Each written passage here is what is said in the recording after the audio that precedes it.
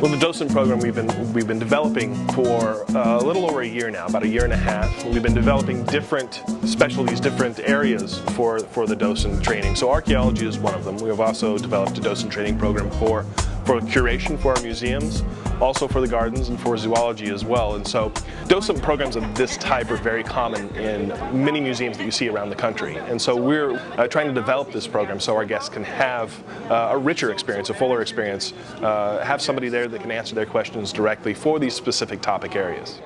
Especially when it comes to the hard-earned wisdom and still practical skills of the original Springs inhabitants. We're looking at Native American lifeways. How did Native Americans survive in the Mojave Desert? How did they survive in this place that today is still very harsh? And so that addresses a lot of the questions and the aspects of what we try to teach here at the Springs Preserve.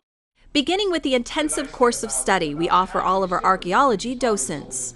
Our typical training is, I would consider it to be very much a college-style sort of training, where I do lectures and we talk about how Native Americans prepared food, how they found food, how did they hunt, what animals did they hunt, how did they build their houses, did they build baskets? Yeah, of course they built baskets. How did they build baskets? How did they build pottery? All these things. So really, in those 20 hours, you're learning as much as we can cram into those 20 hours about how Native Americans lived and survived in the Mojave Desert. Then we're putting this history into their hands to give to guests as a lasting memory of the past. Our guests are learning to build pottery, so you can make a little thumb press pot that you can take home for yourself. While people are involved physically in building something, our docents are there telling them how they built these pots, or how they made these baskets, or what sort of animals they may have hunted.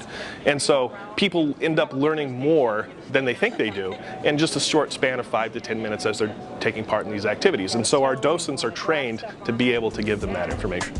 And offer them something even more important with the inspirational qualities that seem to come so naturally to our docents.